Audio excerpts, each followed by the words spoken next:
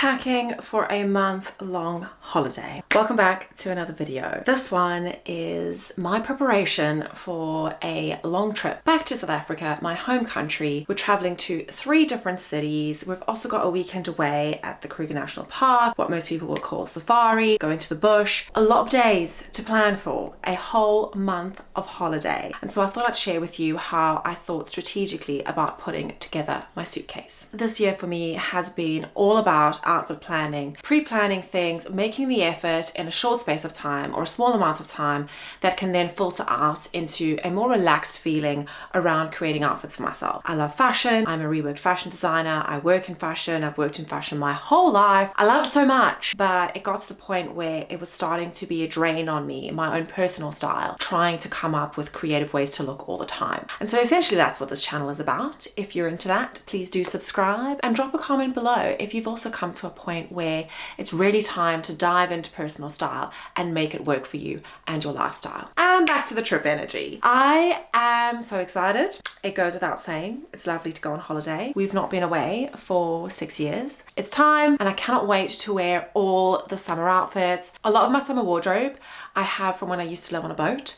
I lived on a boat for 3 years, and I have a lot of pieces from that time that I thought I was going to make more use out of, but the reality of living in a marina and traveling around on a boat was very different to what the fantasy was in my head. So I'm glad I'm going to be making use out of a lot of things that I already had collected. It's going to be so much fun. Tip number 1 is, of course, a no-brainer. Start early. I pulled everything I thought I might want to wear for this trip, laid it all out, and once I had decided on the pieces, I put it in a suitcase. I had it 3 weeks before leaving. Definitely important to make sure you're happy with your choices and it gives you time for everything to settle. Now, when bringing everything out that I thought I might want to wear, how I whittled it down is I decided to create a theme. I do this in my weekly outfit planning as well. I give myself some boundaries. So I ask myself, how do I want to look? How do I want to feel on this trip? There's nothing crazy going on that I need to really dress for. Everything's going to be able to work seamlessly together.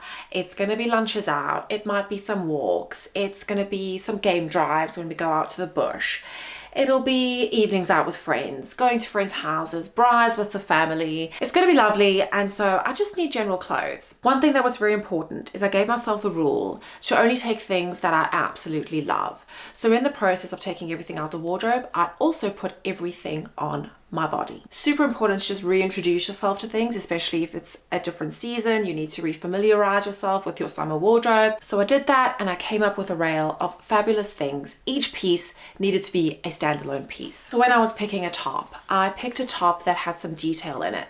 It's a lightweight vintage silk top. By the way, these things might be creased. They've been sitting in a bag for quite a long time. A vintage silk top. It's got this little cape thing. I know that wearing this with a little pair of shorts or with a cotton trouser, it's going to do some work for me. It's not a basic shirt, it's got some detail. A cute, summery little halter top. This looks like nothing on the hanger, but it's got a very low cut back. I can throw this on again with a baggy pair of shorts, with a fabulous cotton trouser, and the color's gonna pop. It's got this draped neckline. It's quite an elevated top, but it's linen. It still feels super casual. A little one shoulder knit. Very basic, but a point of difference. You see where I'm going with this. Making sure that everything has a point of view. Instead of just packing tank tops and t-shirts, which I have done, I'm making sure that everything's got a little bit of an element to it. That said, when I have packed a t-shirt, I'm packing ones with interest too. This one's got a little cutout in the shoulder.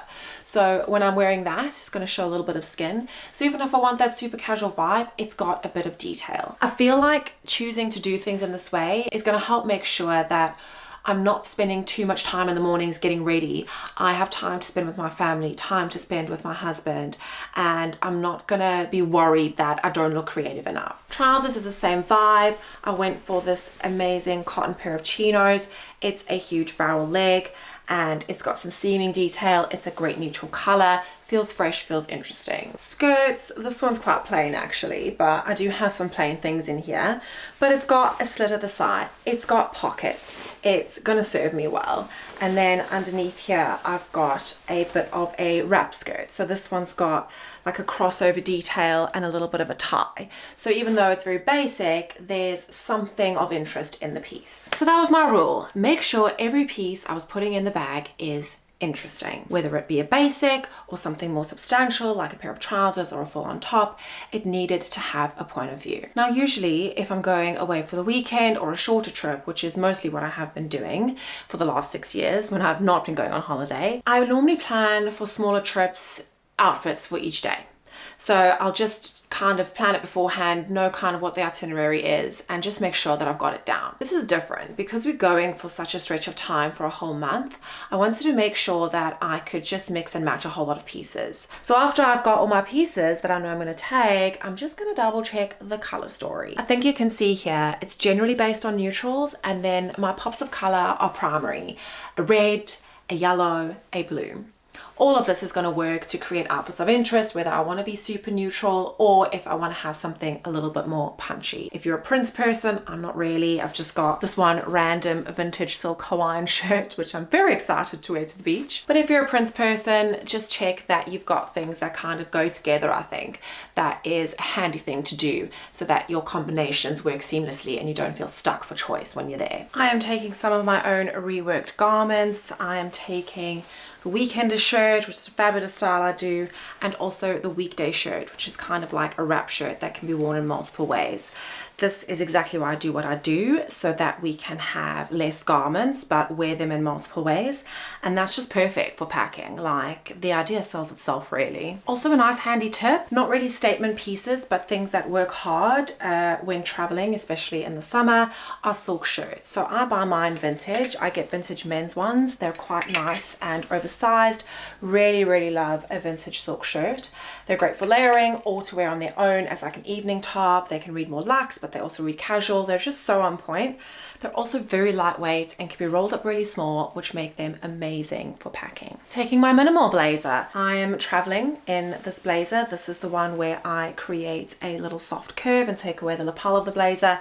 I think it's quite a statement, but I also think it reads more casual because the lapel has been taken away. It's not a very serious blazer as much as it's still a black, you know, bold shoulder men's blazer. I think it's going to be great to just drape over my shoulders if it's chilly at night. It's probably going to be quite hot there. I don't need much in the way of outerwear, but taking this bad boy, and then obviously my sweater that I'm traveling in, I can use that if I need extra warmth. Instead of taking a casual jacket, I think it was really good and important to take something that was a statement that I can wear casually, but also that I'm more so going to wear in the evening if I feel a little bit chilly. My next point leans into limiting your fantasy self. The fantasy self is this idea that we have of who we are or how we look in certain settings or just in general life, and often it encourages us to purchase things that aren't necessarily practical for our lifestyle. This talking point kind of made me consider how I made a mistake in the past. So I used to live on a boat, like I said earlier. I bought a lot of swimwear, thinking that I was going to spend a lot of time out on the river swimming and just having the most fabulous summers. In reality, a lot of our trips were along the canals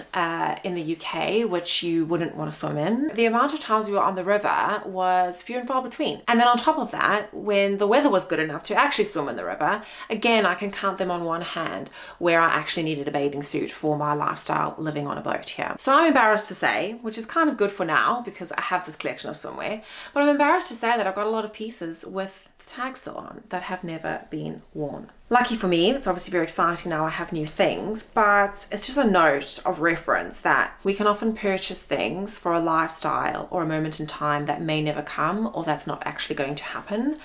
And we can be a bit more minimal about these things. Like, maybe I could have just bought one thing, you know? But that being said, I'm still limiting how much I'm taking. Although we're going to South Africa, although my parents have a pool at their house, although we'll probably go to the beach when we're in Durban and when we're in Cape Town, although when we're staying at a lodge in the bush, there's going to be a swimming pool. There'll be ample opportunities to swim and lay out in the sun, but my husband doesn't like to do this. My family don't really like to do this. I'll probably be alone in these moments. I'm not really going to make a use out of a lot of pieces. So another thing I've done is just limiting this fantasy of all the swimwear and these fabulous beach looks I'm going to be wearing. I'm probably going to be more in clothing and perhaps having a bikini top underneath if I happen to pass a pool and want to take a quick dip. The last point is around footwear, my favorite thing. Definitely a shoe girl. I definitely found that I forgot who I was for a second. I just assumed travel, walking, I need to take sneakers. I have of late been ignoring sneakers in my wardrobe because I favor a boot. And then I remembered that it's South Africa, we're going to be driving everywhere, probably not running to trains and taking public transport, so I can wear a bit more of an impractical shoe. It's summer, I actually want my feet out, I want to be wearing sandals. So while I was planning to take like 2 pairs of sneakers, I'm now taking one. I mean, it's not even a real sneaker, it's kind of like this weird hybrid shoe thing, but I think this will do me fine if I want to go for a walk along the beach, along the promenade with a friend or with Paul. This will be an okay enough active shoe. It's also very lightweight, so it's not going to take up too much space, and that leaves more room for kitten heels. I am taking some flat sandals, but I'm also taking some kitten heels. This pair I absolutely love, but I found that when I've worn it around London in the summer, it's a little bit clunky. And this one I love too, but that is a real, you know, skinny little heel. And being that there's only straps over the toe, they are quite impractical for walking long distances. I have worn them out into London for a night out at a comedy show, I think. But yeah, these are not the most practical shoes, but I am taking them because I'm going to a wedding, and so I'm planning for that. But I might just wear them with a pair of jeans or a little dress or a pair of shorts if we go out for dinner. As much as I said in my previous point that you should limit your fantasy self and not take unnecessary things that may not happen on your trip, I think also, in contrast to that, utilizing certain things that you don't get to use in your everyday life and making the holiday be an occasion to celebrate those things and wear them to death for a short period of time is a fantastic idea. I hope you enjoyed this one. It is not showing all my outfits. If you want to see everything I'm going to be wearing, just hop onto my Instagram at Melissa J Munro and you'll see me posting daily looks there. Through my experience so far in planning my weekly wardrobe, I applied similar kind of thinking to this, and I think it's worked quite well. I'm obviously not on the trip yet, so stay tuned. I will surely let you know how it goes.